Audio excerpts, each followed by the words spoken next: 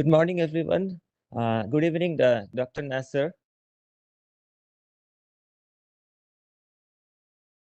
Hi, everyone. Yeah, good evening, sir. Thank you for joining. We'll be starting our session very soon. So I'd like to request Gopika. Are you waiting for some time? Or We can start in 2 minutes, sir.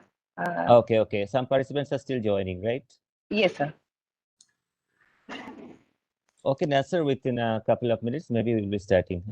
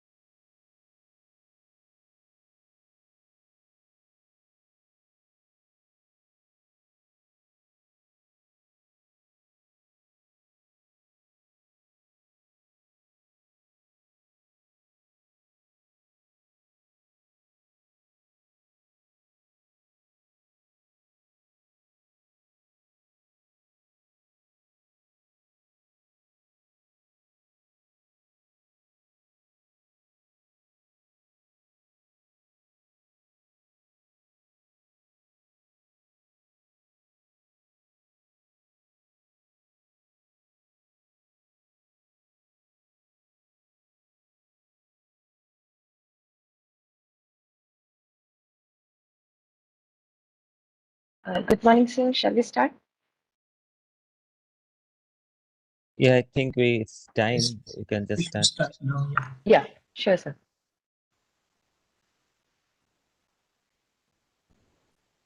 A warm greetings to all. Welcome to the second day of ISO 2021 IEEE workshop on advanced antenna for space and industrial applications, design modeling and hardware and testing. This is Gopika, IEEE MTTS Chapter Chair of IST Student Branch, your host for the fourth technical talk. This two-day workshop is organized by IEEE APS and MTTS Kerala chapter in association with IEEE APS and MTTS GC Barton Hill Student Branch chapters. The speaker of the session will be Dr. Nacer Chahat from JPL NASA, and the talk will be chaired by Sri Arjit Mitra, Secretary APS Kerala. So before we get started, I would like to draw your attention to a few things.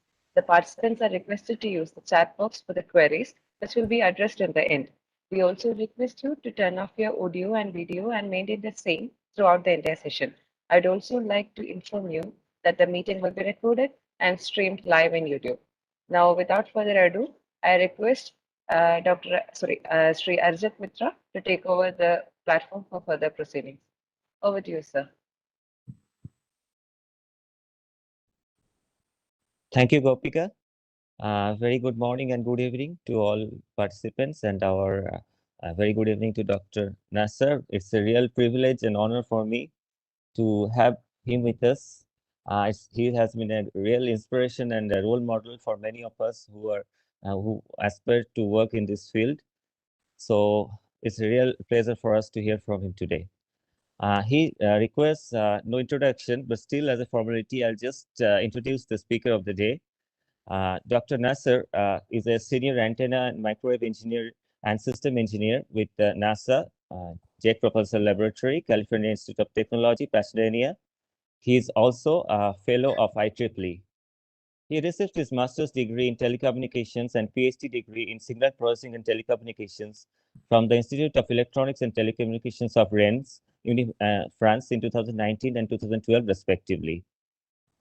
He has authored and co-authored more than 100 technical journals, articles, patents, and conference papers, and has written 4 book chapters and also holds several patents. He also wrote a textbook entitled CubeSat Antenna Designs, published by Wiley, describing all of his innovative works on CubeSat antennas developed at JPL.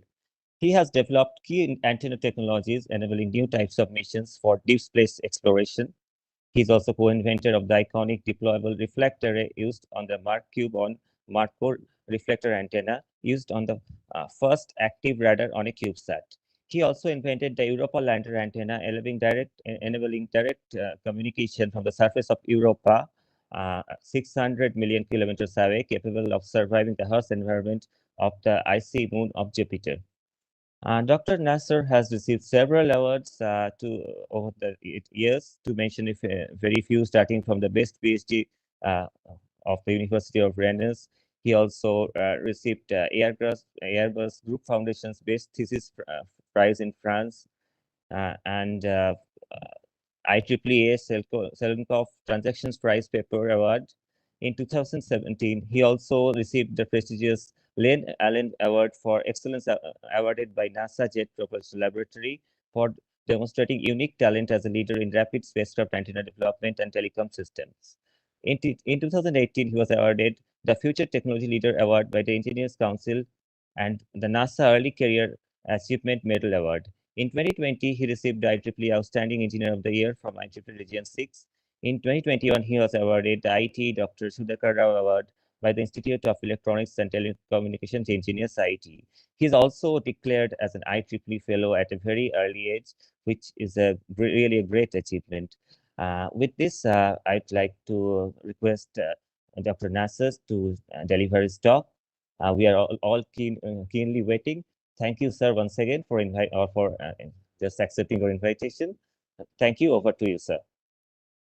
Thank you for the introduction, and thank you very much, Dr. Saha, for the invitation. I'm always very excited to participate to this seminar. As I mentioned yesterday, every time I attended this seminar, workshop, whatever you want to call it, I was very, very impressed by the quality of the students. So that speaks very, very highly of your professors.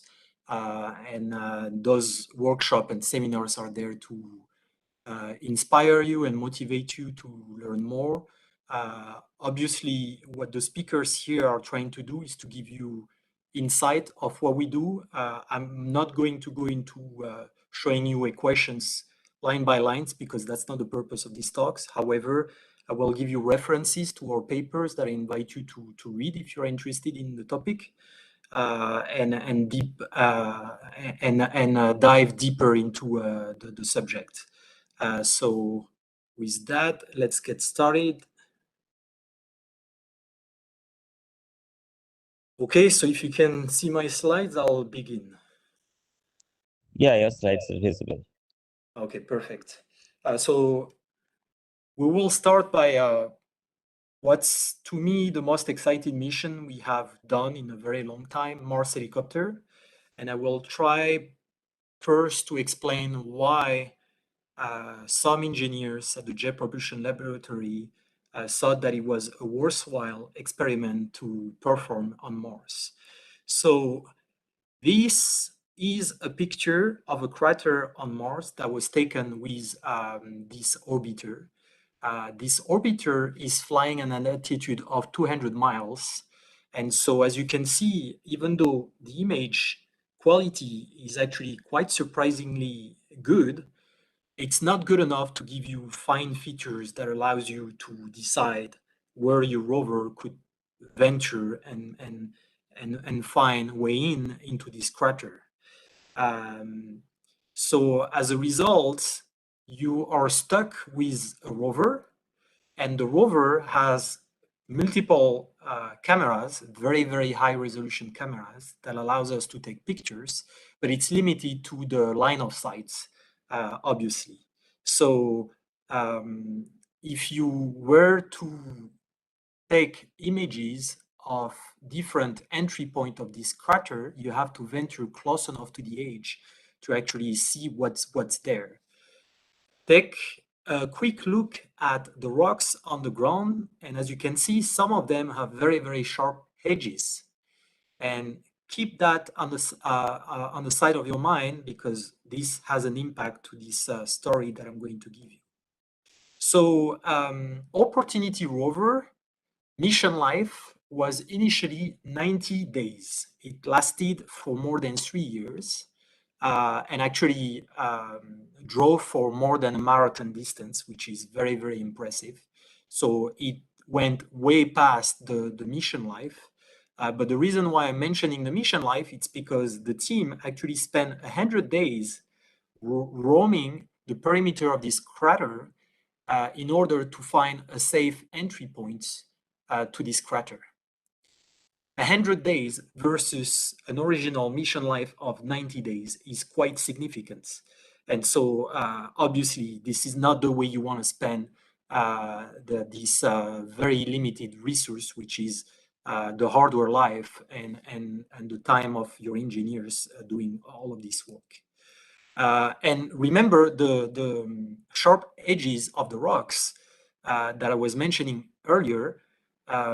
We could have avoided venturing in these areas and destroying our wheels, which obviously also reduces the life of the rover itself. So this could have been avoided if we have another mean to actually venture in this area safely and taking imaging back to Earth for the scientists to decide where to send the rover. And obviously, if you have a helicopter, you can do even more than that. You can even go in areas that we don't have access with a rover, such as a hill like that, and take much, much finer images that our scientists will be extremely interested in studying. So this is really what drove these two people. One was Mimi Young, who was the project manager for the entire duration of the mission development and also during operation.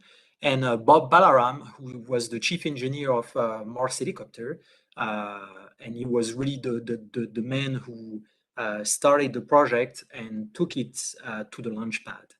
Bob Balaram is actually, I invite you to look his Wikipedia, because he's an Indian American who actually studied in India. So please take a look at it, and I hope you can take him as a source of inspiration, because obviously what we have accomplished with this helicopter is historical, and I want you to understand that the person that are behind that are people like you. So when they first proposed Mars helicopter, it was not welcomed by the scientists and the engineers, whether it's the JPL or NASA, for a very simple reason, is that Mars is not the ideal planet to actually perform the first powered flight on another planet. And the reason is quite simple, because the density of Mars is actually only 1% of the Earth's density. And as a result, it's very difficult to create lift, to generate lift. Although the gravity helps you, it's not enough to actually compensate this 1/100 ratio due to the density of Mars atmosphere. So the first objective was to perform 5 flights during the first 30 days. We were only given 30 days, and after these 30 days, it was supposed to be the end of the mission. We perform all of these flights successfully without any issue, without any hiccups, or very minor, if I might say. We might have one or two very minor hiccups that we work through them. But overall, everything worked properly. All of the subsystem didn't have any issues, didn't have any anomalies, significant anomalies. We did find one issue with that required a software update that probably took maybe 1 or 2 weeks to be resolved, but not something that I would consider to be major, especially for a first kind of a mission like that. Obviously, designing hardware for a helicopter is something very different for us at NASA, because we're not used to do things that are lightweight. We are not used to do things that consume very, very little amount of power. And today I'm going to focus on the telecom subsystem, because that was my contribution along with my colleagues, delivering the telecom subsystem, designing the antennas, deriving all of the link budget to demonstrate that we will be able to communicate within the range that the helicopter will be within the rover. So initially, we were given a perimeter of 200-meter diameter around the rover as a keep-out zone, which was later changed to much closer. We were trying to ensure we will be able to communicate from 250 meters to 1 kilometer, which is quite difficult. But you will see how we actually managed to do that. So let's start with the Mars helicopter antenna. So as I mentioned, the helicopter needs to be extremely lightweight to be able to generate enough lift. So every subsystem were given very, very tiny amount of mass. The telecom subsystem, which includes the antenna, the coax cables, and the radio, were given only 13 grams, 13 grams, which is very small, especially compared to the smallest radio we've flown for interplanetary missions were for CubeSat, for Marco. It was about 1.2 kilogram. So that gives you an idea of how different from what we've done before this Mars helicopter mission was. So the antenna for the helicopter, since the helicopter will be communicating with the rover most of the time when it's on the ground, we needed an omnidirectional antenna on both the helicopter and the rover. So the obvious solution was to use a monopole antenna. So this is what the monopole antenna looks like. So we have these radiating elements. We could not have a quarter wavelength for this monopole. So as a result, because of the storage volume, so we made it a slightly smaller, and we compensated the capacitive effect that came from a smaller length with an inductance that was obtained with this what I like to call this pigtail design. And then between the radiating elements and the ground plane, we have a PCB board, Arlon 85N, which is typically used for commercial products, so we can actually print on that very easily. And then we have this large block of metal on top of it, which creates a capacitance which helps us with the matching of the antenna as well. So this was placed on top of the solar panel. You can see some of the solar cells here. It's on the center of it. The solar panel is a rectangular shape, so it's not symmetrical. And you can see here on the picture, that's actually a video that was taken on the surface of Mars.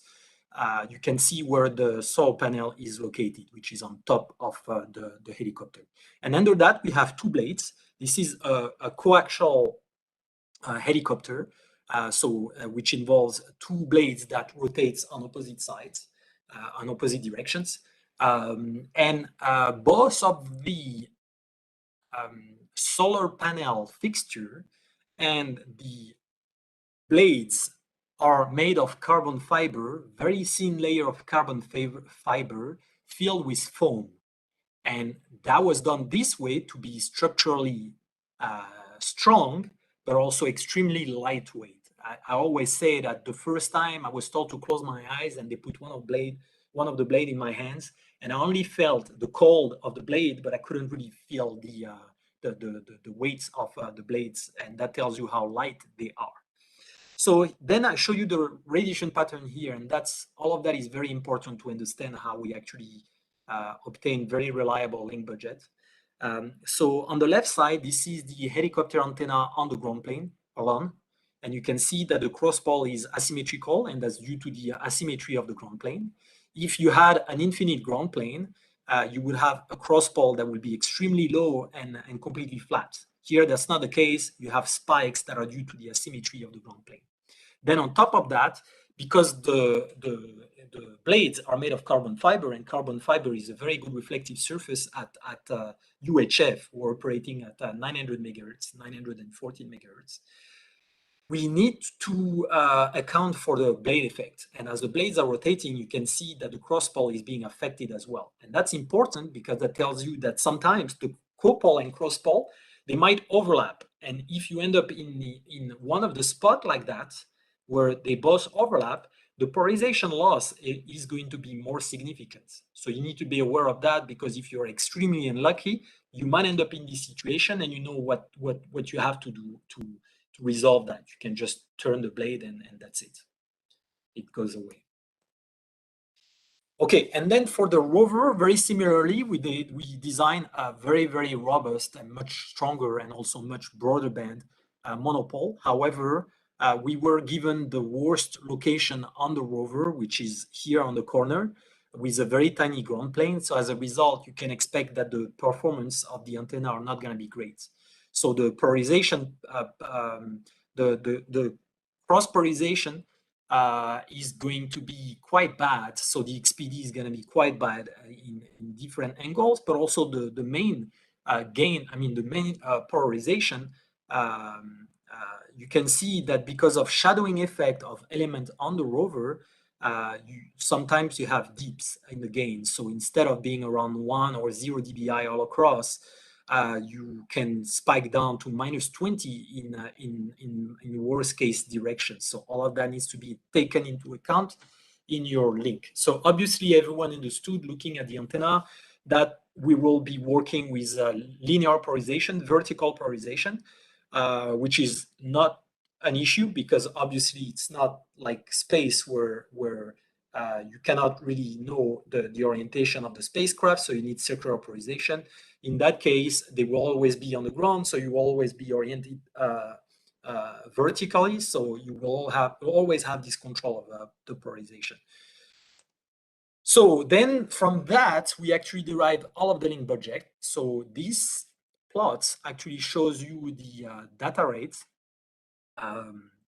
that we will be achieving in different direction around the rover and at different distances. So obviously in each of these plots, the rover will be located in the center.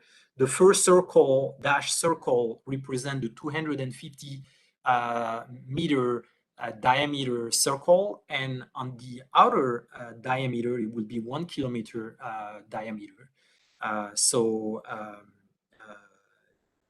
obviously, actually, sorry, it's a radius. It's 250 radius and 1 kilometer radius, and the dark green actually shows you a data rate of 250 kilobit per second, and the light green is 20 kilobit per second, which is the lowest data rate that the radio can handle. And white means we will lose communication and we will not be able to close the link. There is 3 plots.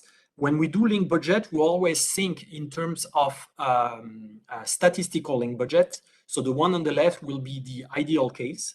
The one on the center will be the average case. So we will be, these 2 cases will represent more than 99% of the cases. And the one on the right is the worst case, which is when the polarization are the worst, where the XPD is close to 0 on both on the helicopter and oriented in this direction, in the direction where the XPD is equal to 0. So obviously, we never designed for worst case, because otherwise you will be spending an insane amount of resources, and that's not worth it, because the likelihood of ending up in this case is very, very tiny, very, very small, and there is ways to get out of this case anyway very easily. This is when the helicopter is on the ground, which is when most of the communication happens. We actually relay all of the images and most of the telemetry after a flight or before a flight. We also send some of the telemetry as we are flying, but that's much less critical. So as you can see here, the data rate, I mean, the coverage it represents more than 98% of the 1 kilometer radius circle. We can achieve 20 kilobit per second, and in 62% of the case, we can achieve 250 kilobit per second. So when we fly, that's not a problem anymore, because when you're flying, the path loss is very close to free space loss. So that's the reason why the communication is much better as you fly.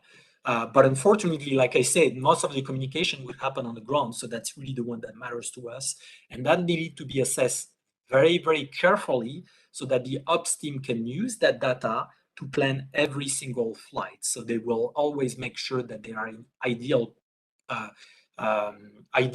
scenario where they will not lose communication with the helicopter. So we took a lot of shortcuts because it was a technology demonstration, so we were fairly limited in terms of funding and also time.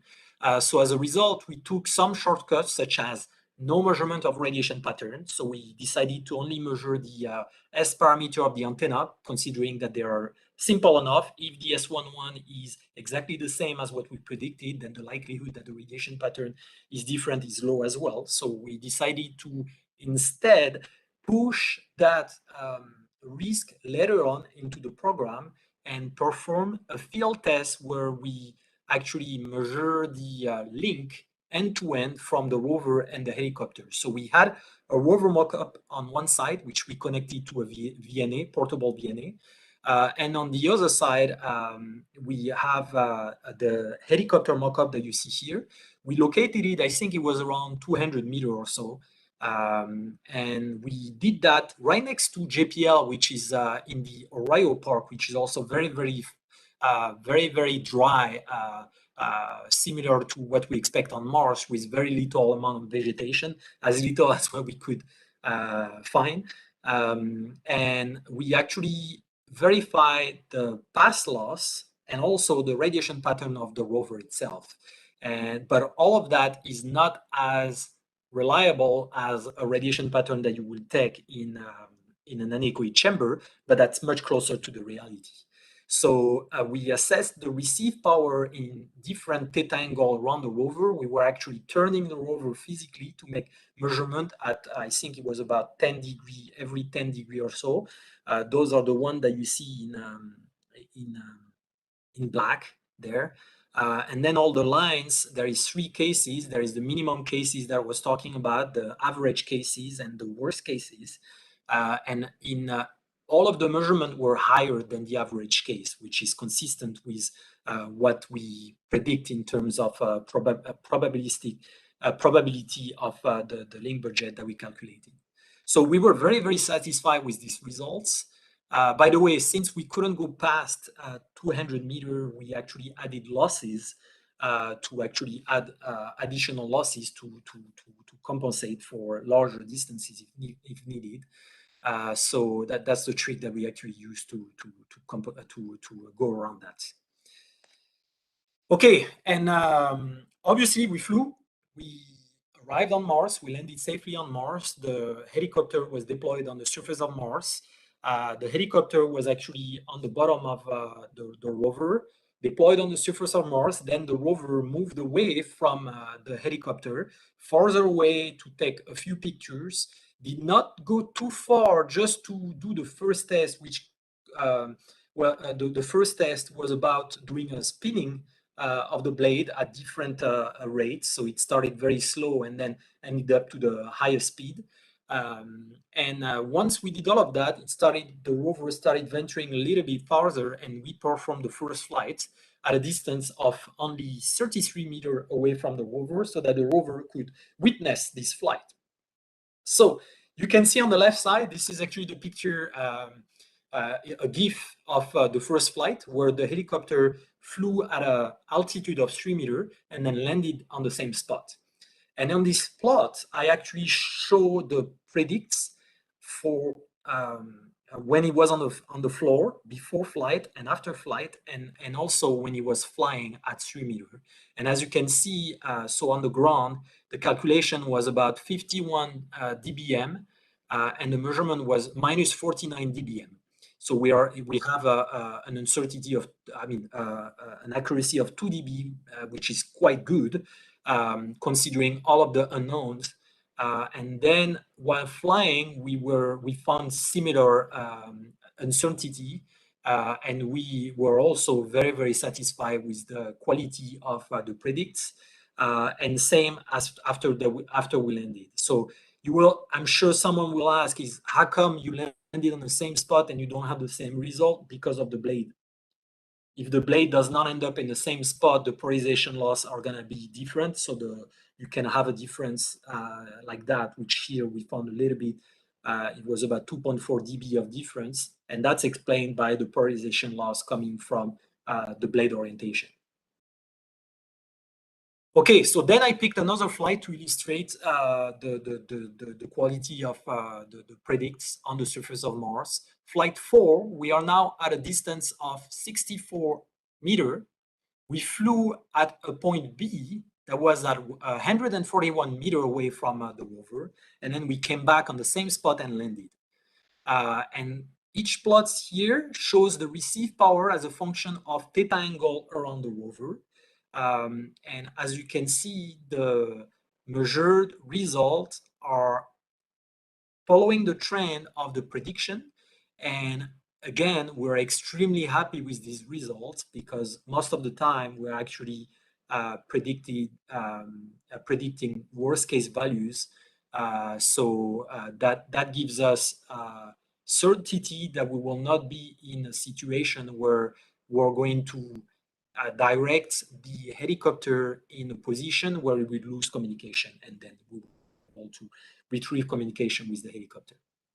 So then I will show you flight. Oh, by the way, on each cases, I'm showing you a picture. So here you can see for flight 5, which started at a distance of 92 meters and then flew at a distance of 128 meters and landed there. You can see a picture here that was taken as we were flying. So after we land, we send back these images to the rover, and then the rover sent back these images to the orbiter, the Mars orbiter, and then the Mars orbiter relayed this data to Earth. Again, very good accuracy between the predicts and the measured values on Mars. And you will see flight 11, which is the one I started getting super excited about because we started venturing extremely far away. So at this point, we are basically doing, we are past the 30 days. We have accomplished all of the mission requirement, which was to perform 5 successful flight on Mars. Now we are following the helicopter and we're, following the rover, and we're helping the rover to plan every science experiment. So we're going in areas that the scientists are interested in, taking pictures of these areas, sending back all these images to the scientists, and then they decide whether it's worthwhile venturing there with the rover. So flight 11, we started from look at the images on the top right. So this is actually the topology of Mars. So you can see the rover is located on the bottom right and the helicopter on the bottom left. And then it goes and lands on the top left of the map. So let's go back before going there. Here, what I did is basically plot the topology from the rover to the helicopter. So that's basically the red line that you see here, and that's the topology that you see here. Remember, all of the link budget that we derived were based on a flat surface, long-range flat surface. So we always need to verify that the topology, how the topology looks like. If we don't have line of sight, then there is a little bit more than we need to do, and we need to account for the topology to account for additional losses. So those are the predicts when we actually, before we took off, we actually predicted minus 73 dBm, and we actually measure minus 73.5 dBm, which is, the accuracy is quite outstanding. And then after we landed on the new spot, we predicted minus 82 dBm, and we actually measured minus 80 dBm. All of that is within the accuracy of the radio, by the way. The radio is at the best gonna give you plus minus 1 dBm, 1 dB of accuracy. So please don't forget about that. I mean, all of that is quite terrific. The accuracy of these predicts is quite amazing. So before I go to the next step, now we keep flying along with the rover. So the rover keeps doing its science. It is directing the helicopter to go in different areas where the scientists might be interested to take the rover at some point. However, the rover is not going to deviate from his science and his plan to go rescue the helicopter if we lose communication. That's why the telecommunication predicts are extremely important to plan one flight to another. And otherwise, we might lose quite significant resource on the surface of Mars. So we need to be extremely careful with that. As we are now venturing extremely far away from the rover, and as we are going in areas that do not provide this perfect flat surface that we had in these first 30 days, we have to be a little bit more smarter and careful with the way we are predicting the received power at the location of from the helicopter to the rover. From the rover to the helicopter is less of a problem because we can always reorient the rover in an ideal orientation. But from the helicopter to the rover, it's very critical because if we lose this link, we might lose the resource. So we're now looking at different tools that accounts for the topology of Mars, and that allows us to make better predicts. So I'm not going to present anything on the topic, but next time you will see that we're actually getting some quite outstanding result by accounting for the very high accuracy model of the helicopter and the rover, and the topology of Mars to make this propagation loss calculation that accounts for this non-line of sight due to the topology of Mars. So quite exciting things to do. While I was talking, I don't know if you look at this GIF, but that gives you an idea of how far the rover was when we actually took this image. You can see that it's zooming from the back to the rover. You can barely see it right there. Okay, so now I will briefly talk about CubeSat antennas. I'll try to emphasize on things that might be of interest for you, and also mainly on things that you might not think of when you design these things. And I think that's really where the criticality of the knowledge is important. Sorry for the redundancy of my word, but really that's really what makes a difference between a good engineer and an average engineer, is being able to think about these things that others don't, that will bite you at the end. So for example, if you work on CubeSat antennas or small satellites, you will be on each missions, you will be asked to make recommendation of what antennas to use. So this is a roadmap that helps you make this decision, which are extremely biased based on what I think of different technology, but there is no other way to do that. I mean, my opinion is obviously going to be in there. And so basically, it's very simple. The way it starts is if you need a high gain antenna, obviously it's proportional to the area that you have. If you need very high gain, you need a certain area. So you will make the calculation to know for a given directivity how large the antenna needs to be. You will know that each technology will have a certain efficiency at best, and you need to account for that to predict the gain. So let's say If you need a high gain antenna and you only have very, very small storage volume, first thing you need to look at is, do you need to deploy? If you can't fit on one side of the small satellites or the CubeSat bus, then you should do it. It's always better not to deploy if you don't have to deploy. That's simple. So patch array would be the ideal solution for that.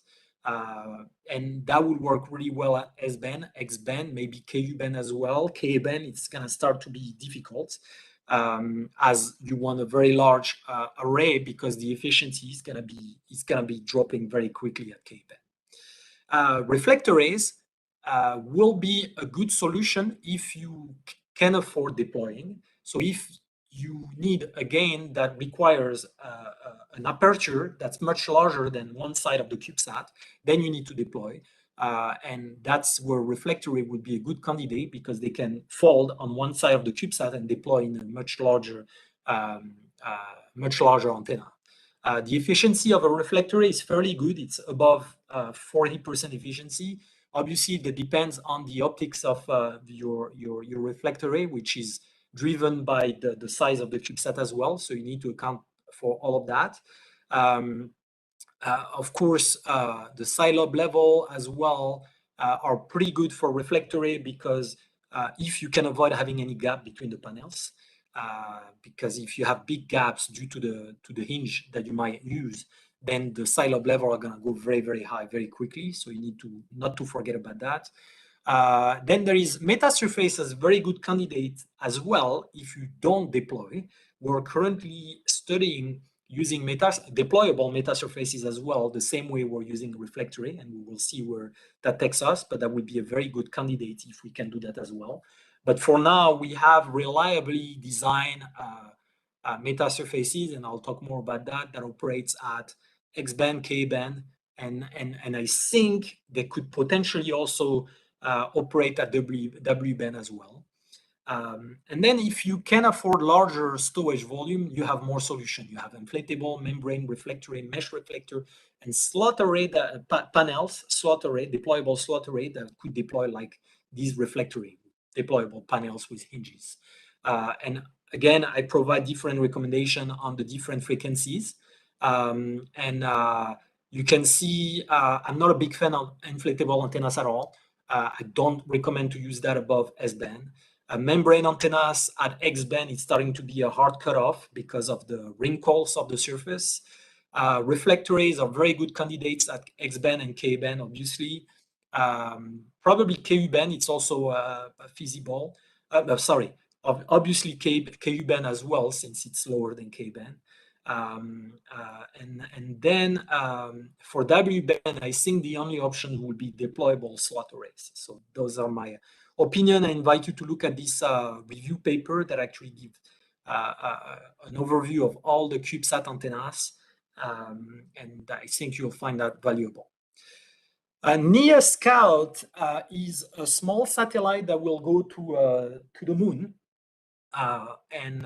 Sorry, actually, no. It will be released nearby the moon, but it will actually go to an asteroid to take high-resolution images, and I think it has also a payload instrument on it that will do some science. So I invite you to read more about this CubeSat. It's interesting. It will go with the astronaut, with the Astremis mission. For this mission, I designed all of the antennas, the telecommunication antennas. And as you can see, we have low gain antennas. So we have transmit and receive on each side. So we also have transmit and receive on the other side. So we can have 4-pi coverage all the time. So if we don't have a good pointing knowledge, we can rely on low data rate communication using these antennas. We can send back any telemetry, but we can also send commands from Earth to the satellites. So that's why it's very important, and that's the way most CubeSat, interplanetary CubeSat, is being designed. So the radio has 5 ports total. 4 are being used for these low gain antennas and 1 for the high gain antenna. The high gain antenna is this one, which is an 8x8 transmits only X-band antenna, so at 8.4 to 8.45 gigahertz, provides more than 23 dBi and deploys off the surface of the CubeSat. We actually mounted it on the solar panel surface, so it's the structure, where all of the solar cells are mounted is made of carbon fiber. So we had to come up with all of the bonding process to ensure that the antenna will not delaminate from the surface of this carbon fiber structure. That was quite difficult because the carbon fiber has a CTE of 0 ppm, and the rotor board here has a CTE that's more than 25 ppm. And so as a result, as you have a very, very large thermal change, the carbon fiber will not change. It will remain with the same dimension, but the other one will increase or shrink, expand if it's hot and shrink if it's cold. So obviously you need to, this bonding is very, very critical to process. This bonding process is very critical to ensure you will not have delamination. So Mars Cube 1, I will go through it very, very briefly because I know all of you already heard about it. So we had 2 twin CubeSats that launched with InSights. They were released near Earth, very, very close to Earth, so that we could deploy all of the critical deployable structures as soon as possible. The UHF antenna, the X-band high gain antenna, and the solar panels as well. Once all of that was deployed successfully, we also did a bunch of radiation pattern characterization and gain characterization while we were in space. We did that for the UHF antenna, but also for the X-band antenna using ground stations. So you can see here the deployment of a reflector, which is very simple. Actually, next slide. You can see it's 3 panels that deploys off the surface of the CubeSat bus, and we have a feed that illuminates this reflector array that also deploys using loading spring hinges. So it's very simple deployment. It's kept in place using a burn wire. When we apply current to this burn wire, it basically burns the wires and then everything gets released. Hence the name burn wire. So the reflector here was quite obvious choice because we didn't have any storage volume inside of the CubeSat. All the space were completely used. So we had to fold around the CubeSat and we had to deploy into this aperture that is 3 times the size of the CubeSat to obtain more than 28 dBi of gain to enable band-pipe communication at 1 AU, which is roughly 149 million kilometers, very far away, and at 8 kilobit per second. So that we can change because that's the data rate at which InSight is sending the data to us, and we need to relay this data at the same data rate, and that's what we call band-pipe.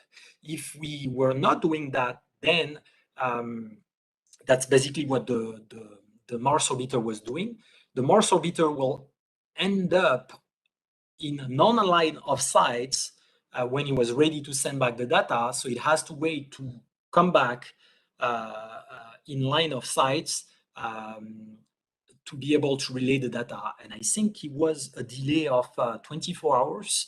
And that's the reason why the former director of JPL, Charles Elachi, challenged us to find a way to do band-pipe communication using CubeSat. That's how we did it. So this is the reflector array. So you can see that the optics is fairly simple. We have a feed illuminating these reflector array panels, and we get this. We basically reflect the same. The incident wave is reflected the same way. So this is we did not retune the reflector itself to get a different pointing. That can be done, but we didn't have to. And the reason why we tried to do it this way is because you get a higher gain by doing that.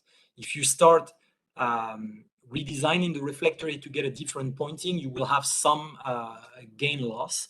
So that's the reason why we wanted to do it this way.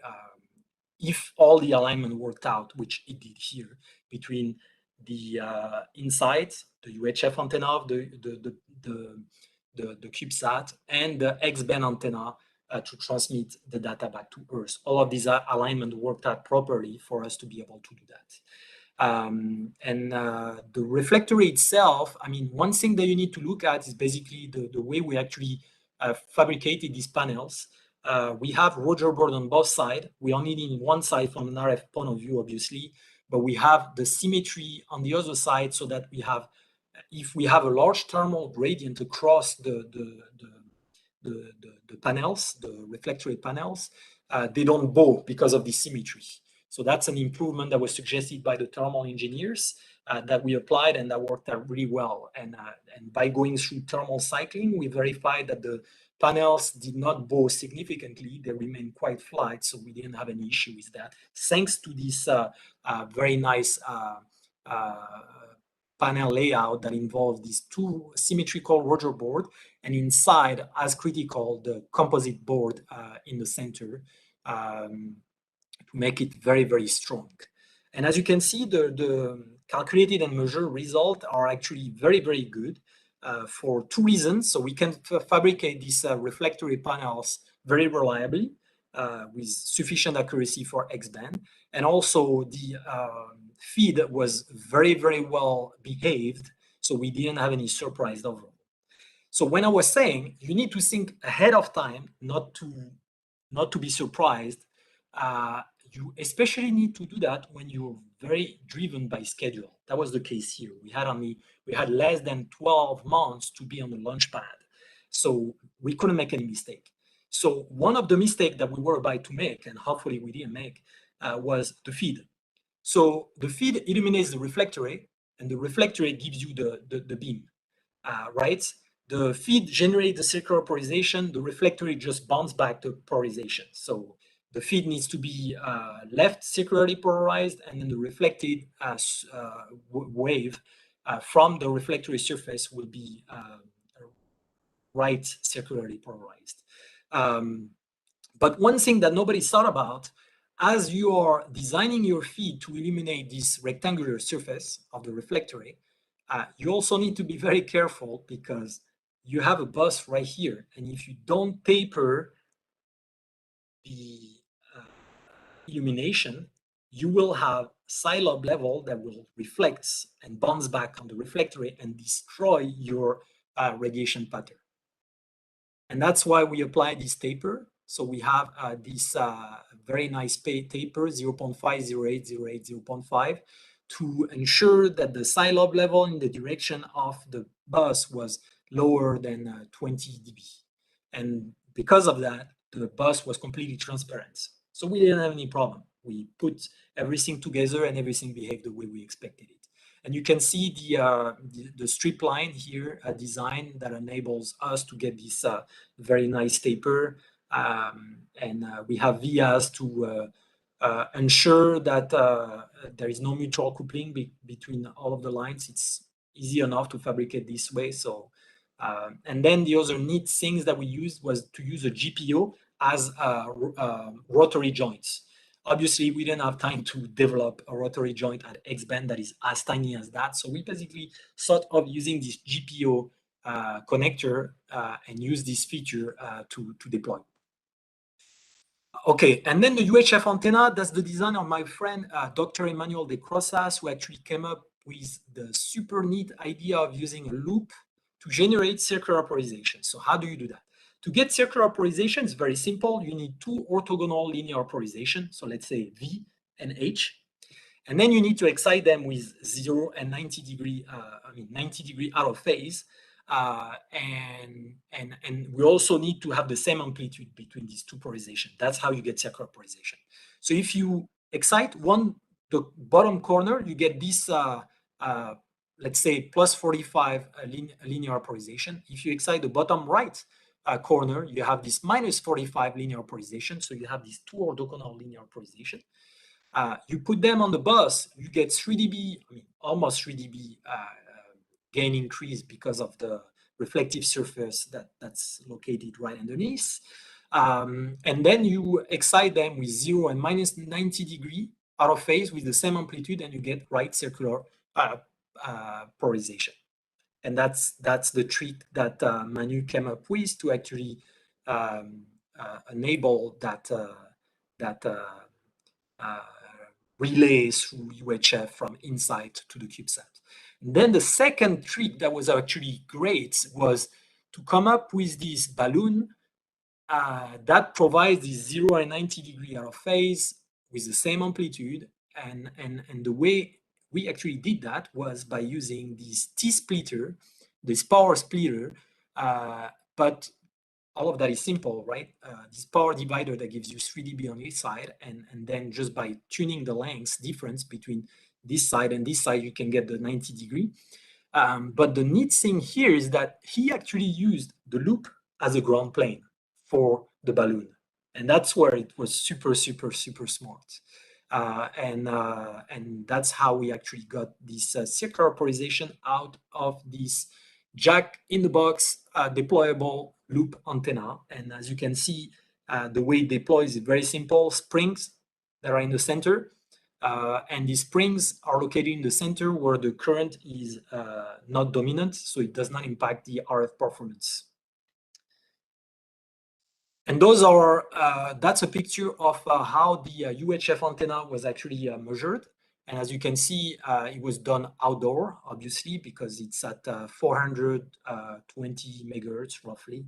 And as you can see, calculation and measurement agrees very, very well. So I think I'm running out of time, so I'm going to skip through that. I'm going to show you very briefly different type of technology that we developed. This one is a deployable reflector array operating at K-band, which has an aperture of almost 1 by 1 meter, so 1 by 0.8 meter. With V polarization, achieved again higher than 47 dBi with an efficiency of 47%. And you can see the prototype here. This is compatible with the 6U CubeSat and deploys into this large aperture antenna for, it was originally designed for an active radar for Earth science. And as you can see, the accuracy between calculation and measurement is really good as well. So now we're going to shift gear and switch to Earth. And I will talk about some of the mesh reflector antenna that we designed for different low Earth orbit missions. This one was for RainCube, which is the first active radar in a CubeSat, which is a 0.5 meter reflector at K-band with V polarization, providing more than 42.5 dB of gain with an efficiency higher than 55%. It falls in a 1.5U canister, which is 10 by 10 by 15 centimeter, which is fairly small, and deploy into this beautiful reflector, mesh reflector antenna. This is how it deploys. There is a 4 screws driven by a motor system that push out the ribs, the feed, and the subreflector. Up to now, you can always drive the motor on the other direction and fall back. But as soon as the mid hinge is deployed, that's the end of it. You cannot go back. So it fully deploys, and then the subreflector deploys as well. One thing to keep in mind is that at K-band, if you compare this reflector surface with a parabola, you have actually very, very large surface aberration, and you have to account for that as you are designing the antenna. And what happens is that, by the way, this is the plot that you see here. So this is the measured surface that was actually measured on the flight hardware. We took out the parabolic shape out of it, and you can see here the error due to the surface aberration that's caused by the straight line between these ribs. So if you want a perfect parabola, you need to increase the number of ribs, but then the risk of jamming during deployment is much larger. So as a result, you have to find a trade of number of ribs and mechanical reliability. And the trade that we found was this one. It was 30 ribs. That gives us good RF performance after we re-optimize the focal point. Because what happens is that this surface aberration, your focal point is no longer a point, but an area. And you have to redesign that to actually get the maximum RF performance out of it. So we actually minimize the gain loss to less than 0.1 dB by re-optimizing the focal point of this non-parabolic surface. This is the antenna deployed on orbit. You can actually see the different ribs. You can actually see the subreflector, the 3 ribs that are connected to the tip of the horn that you see in the bottom. The reason why we actually took this video, I mean, it's basically different images that were taken. It was to verify that the antenna deployed successfully on orbit. So once we took this image, we overlapped it with an image that we took in the lab and verified that all the features that we can see in this image are consistent with what we took in the lab. This is an interesting plot. This is a plot that was taken by 2 different CubeSat that passed over this typhoon 5 minutes after one after another. The 2D plot that you see on the bottom was actually taken with a radiometer, Tempest D, CubeSat. And the vertical line that you see were taken, those are the absorption line that were measured by RainCube. The scientists correlated these 2 data, and they were actually astonished by the quality of the result that they obtained, to the point that it gave us a good idea to propose another mission that will involve a constellation of small satellites that will carry these 2 instruments. And I'll get to that very, very shortly. So I will start by saying that over the years, we've been working with Tendec to actually develop new mesh reflector technologies. So Tendec has a patent on this deployable reflector. I invite you to take a look at it. It's actually a very, very neat technology that was redesigned specifically for low-cost small satellite or CubeSats. And we asked Tendec to ensure that this technology, this antenna technology, could be scaled up if needed. So this one is a 1 meter. We actually had work performed at Ka-band for radar and work that I did with them for telecommunication at X-band and Ka-band. We achieved more than 36.8 dBi at X-band and 48 dBi at Ka-band, which is a very, very high efficiency both at X-band and Ka-band. And you can see how the mesh reflector deploys. I'm not going to go into the details of this design. You can look at the paper if you want. I have plots of the calculation and measurement for each frequencies. But I really want to show you that before we get to the end of this talk, which is the mission I was talking about. We were just told about a month ago that this is going to move forward. The mission is now called INCUS. INCUS will actually carry 2 instruments, the radiometer, Tempest D, that I was talking about, and the RainCube active radar, combined with a much larger mesh reflector, also designed by Tendec, based on this technology that we've been funding for a very long time with them. This one is a 2.6 meter, and we got a little bit more clever over the years. So what we want to do here is actually to have multiple horn to actually get a better coverage of Earth, and I'll explain that very quickly. So we have 5 feet, sorry, and they are positioned in a way that each of these feet will allow us to get 3 dB overlap on the ground, on the footprint ground. And I'll show you an illustration so that you understand. So as the spacecraft is pointing to the ground, those are the footprints. And as the spacecraft is orbiting around Earth, this is what the footprint will do. And that's how you get the 3 dB overlap between each of the beam. And obviously, as you know, if you don't have real 3 dB overlap, which you don't, if you look at each of these beam, there is a very, very little interaction between each of these beams. So the isolation between each of the ports is perfect. But if you had actual 3 dB overlap between of these beams, the isolation will be very poor. So you need to be aware of that. And that's why we use this trick by using the motion of the spacecraft to get a better coverage of Earth and much faster coverage of Earth by doing that. So that's a neat trick that we came up with. Then this is another concept that we proposed, which also very interesting. So the scientists came to me and told me, okay, so we want to use this flat satellite, which is made by SpaceX, and we want to put 2 antennas on it. One will be a solid reflector, a Cassegrain antenna, and the other one will have to be a deployable offset mesh reflector. But we want the same footprint on the ground. So they need to have the same pointing on the ground and the same beam width. So obviously it's not that trivial when you don't have the same optics, but by using some optimizing methodology that accounts for the size of each of the feed and the constraints so that they don't overlap each other, we managed to actually optimize the 2 antennas to get the exact same beam width and pointing on the ground. And that's where this was actually a very, very neat design that I really enjoyed doing and I wanted to share with you. And here it's actually very similar, except that they wanted 1.5 dB overlap between each beam. So you can see as you overlap all of that, they remember the motion, they will all overlap to have 1.5 dB between each of these footprint on the ground.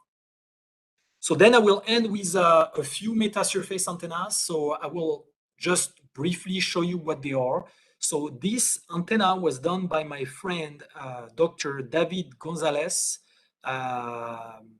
who is now a researcher at University of Rennes for CNRS. And so this, I invite you to look at this paper. This is metasurface, one frequency, so transmit only metasurface at Ka band that was made entirely with 3D printing. So that's the first generation that we did with the fabrication and the measurement. I invite you to take a look at this paper. And then we pushed the limit of the capabilities of this antenna and we made a bigger one. We made, I think this one is 25 centimeter or 20 centimeter. I forgot, which is about this size. 3D printed, completely 3D printed. And you can see that we achieve about 50% efficiency at the center frequency, which is covers much more than what we need for telecom. And as you can see, we can fabricate these antennas very reliably now. And because we achieve 50% efficiency, they also become very competitive with other antenna technologies. And take a look at how fast these antennas get fabricated, because that's really where that comes handy. Because if you want to fabricate a large amount of antennas very, very quickly at very, very low cost, that's the way to go. Okay, and then that's another antenna, metasurface antenna, which is fully fabricated and tested. We haven't written a paper on it yet. But the way it works is that it has 2 layers. On the bottom, we have a pillbox with a coupling slot on the middle ground that couples this spherical wave to the top layer. And then the top layer has a plane wave that excites this metasurface antenna. And the metasurface antennas is made of a small slot. They are non-resonant slots, so they're much smaller than the wavelengths. And by playing with the size and the spacing of these elements, you can actually tune the pointing of the metasurface. So you can really point in any direction that you want. You would not want to have a borosight pointing because those antennas are not ideal. So they want to point off borosight to get maximum gain. But this is a very neat technology because what this radar wanted was to have between the T transmit and receive port, they wanted to have this 3 dB beam width overlap and still have a decent isolation between these two ports. And the only way to do it is by doing that, because you can actually excite this top surface for this wave to be orthogonally excited.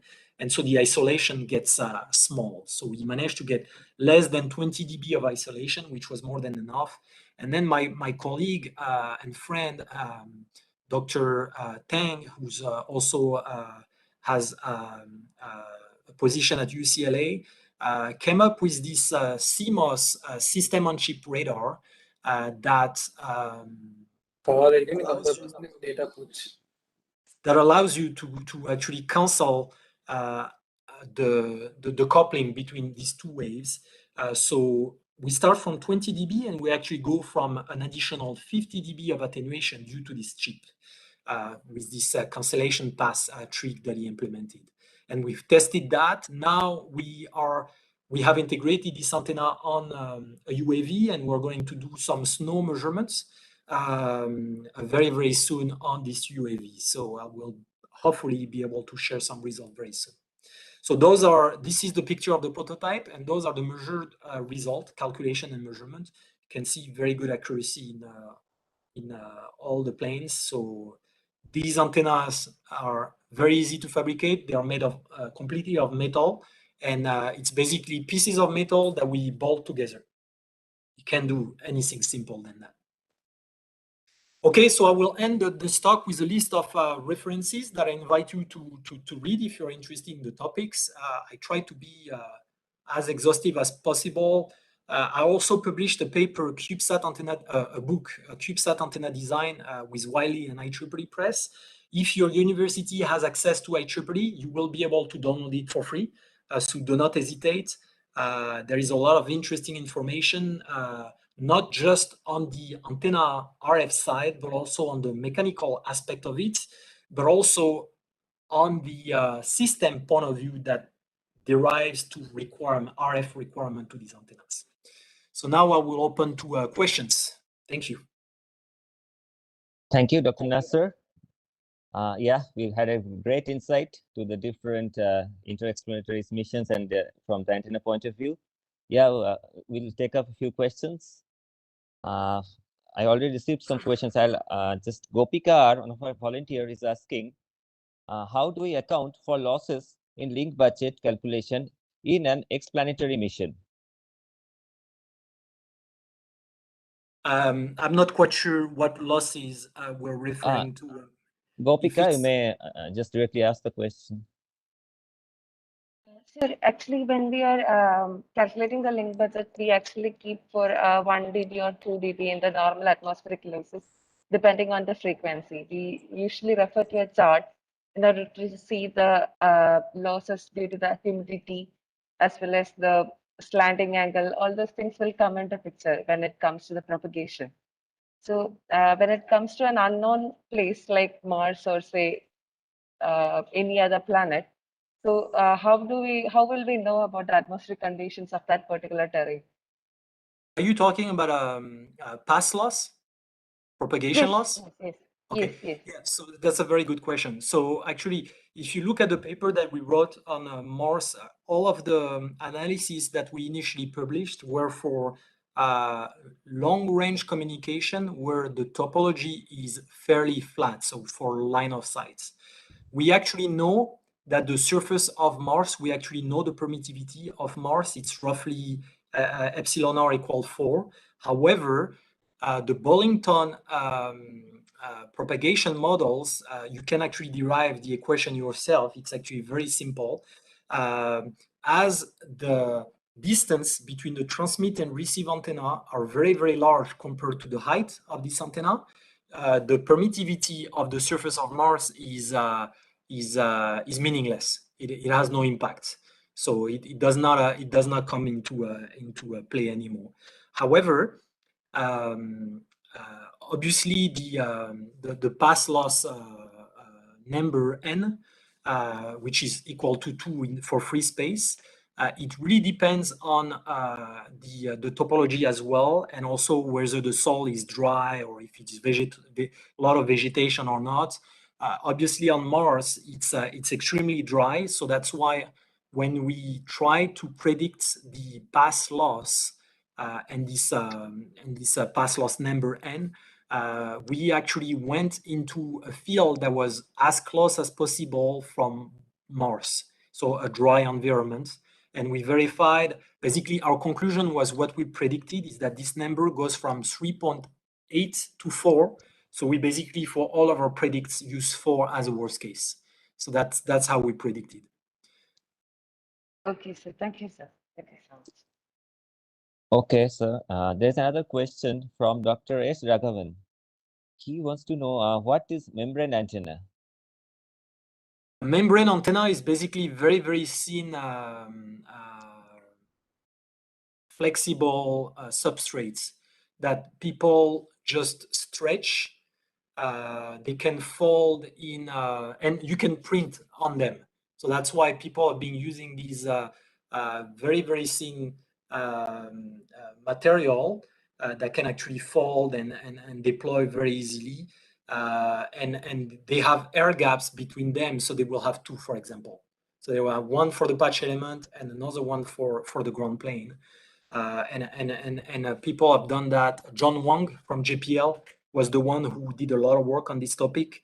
And the membrane antenna, they were compatible with inflatable technology or with deployable structures that stretch everything together. And people have recently looked at origami antenna as well.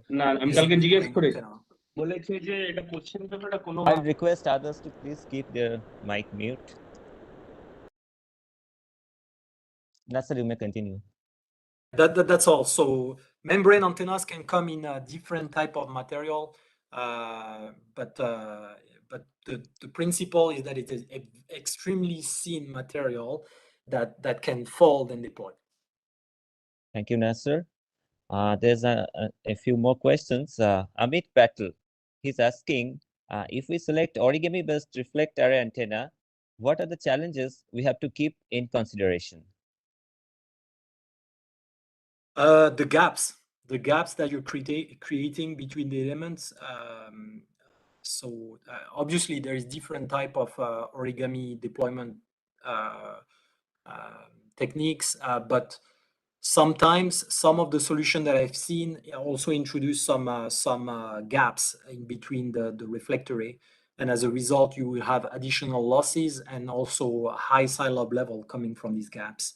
But people are getting smarter and they are trying to deploy in a very efficient way and avoiding having these gaps that were originally there. So no, I think origami antennas is a good way to go, as you can be much more efficient in the storage. Efficiency is going to be much more efficient. So you're going to take smaller volume to deploy in a larger structure. There's another second part of the same question. He's asking to achieve concave shape in origami structure, whether there is anything other than umbrella type mechanism. Well, so the umbrella type mechanism is not an origami antenna. That's not origami antenna.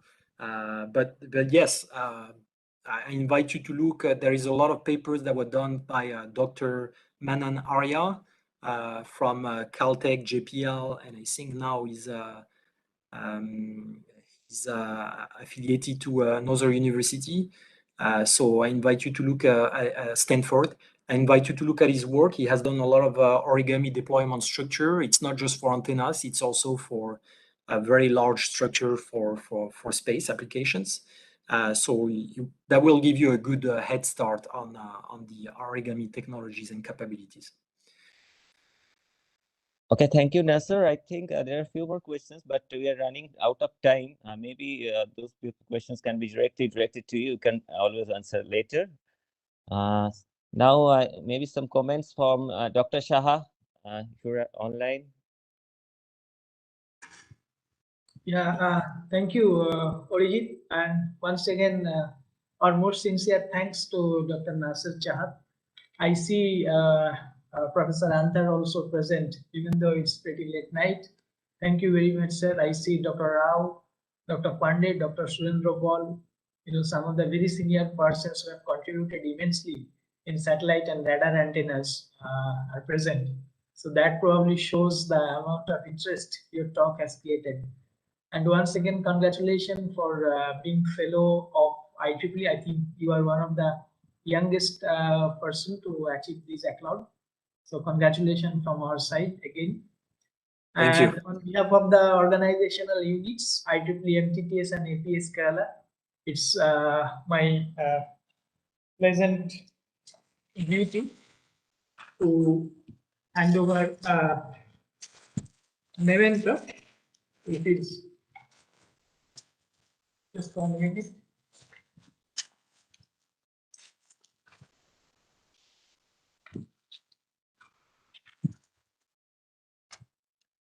Please accept this virtually. It's not virtual, it is real. Thank you very much. Yeah, we'll try to hand over to you maybe in India, or our volunteers will post it. So I did the citation, IEEE MTTS and APS Kerala section, and IEEE MTT SBCs of IIST and DC Badminton highly appreciates and honors the presence of Dr. Nacer Chahat, payload engineer NASA, as invited speaker for IEEE Space Antenna Workshop held during 23rd, 24th December 2020. Thank you. Thank you very much. Yeah, thank you, Nacer, for a wonderful talk. I think now I'll request volunteers to take over. Like already mentioned, this is, I think, we want to continue this association with Nacer, and we want to see physically in the next few years in ISAW. Thank you once again. Over to all volunteers for further proceedings. Thank you, sir. Thank you, Dr. Nacer, for the wonderful talk and the details of the antennas and the exploration missions. I also thank Arjit, sir,